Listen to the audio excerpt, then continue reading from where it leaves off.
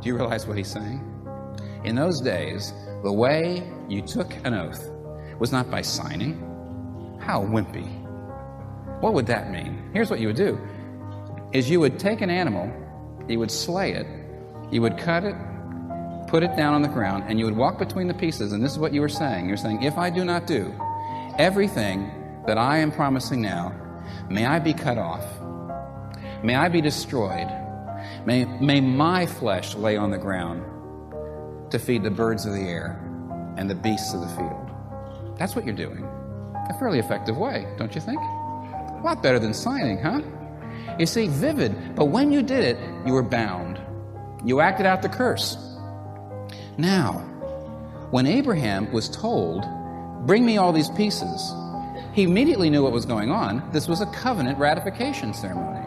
This was the making of a contract. He knew right away, and he figured. What did he figure? Well, he didn't figure what actually happened. No one on the face of the earth figured what actually happened. Here's what happened.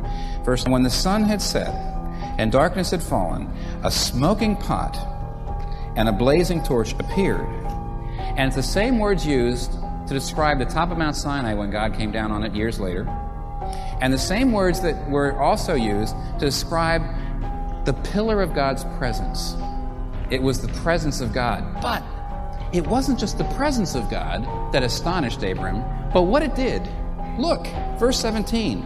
It passed between the pieces. It went down the aisle made by the pieces. And here's the reason this was so strange. This is so incredible. This is the gospel. This is the whole gospel. There is no place in the New Testament that gets as thoroughgoing as this. And it's absolutely astonishing that what God does is he appears and he passes between these pieces. Do you now know what he's saying? Do you know what he's saying to Abraham? Do you know what he's saying to you? He is saying, I have promised to bless you, Abraham. I have promised to be your God and to bring salvation to the world. I have promised to bless you. And if I don't do what I say, may my immutability experience mutation. May my immortality suffer mortality. May my infinity suffer limitation and finitude. May my power suffer powerlessness. May the impossible become possible. May I be cut off.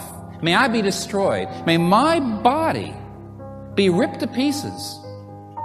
God's saying this. Now, if you think that's amazing, it is, but that's not all.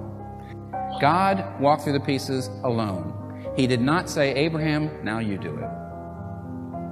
And let me tell you, this is absolutely unique and stunning, because we know this from history and archaeology, that whenever a king would enter into a covenant relationship with a vassal, a lesser king or a conquered king or a servant, whenever a king would enter into a covenant relationship with a servant, either both the king and the servant would go through the pieces, or just the servant would go through. But when the king goes through by himself, this is what God is saying. God is saying, Abraham, I'm going to go through for both of us. This is the gospel. The gospel that salvation in the Christian faith is not a cooperative effort. It is not God helps those who help themselves. It is not a partnership. God comes through and says, I will take upon myself the curse of the covenant for both of us. Abraham, may I be cut off if I don't do my part of the bargain, but Abraham, may I be cut off if you don't do yours.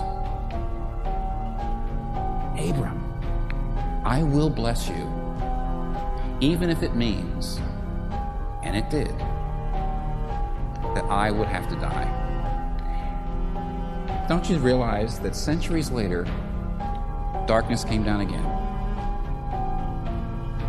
You read about it in Mark chapter 15, verse 33, where it says, and at the 6th hour, darkness came over the whole land. And the 9th hour, Jesus cried, my God,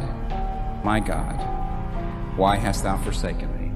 Isaiah 53, verse 8 says something that Abraham didn't know. Abraham had no idea what it was going to cost God to make the promise he did. But Isaiah says about the Messiah, he was cut off from the land of the living. For the transgression of my people he was stricken.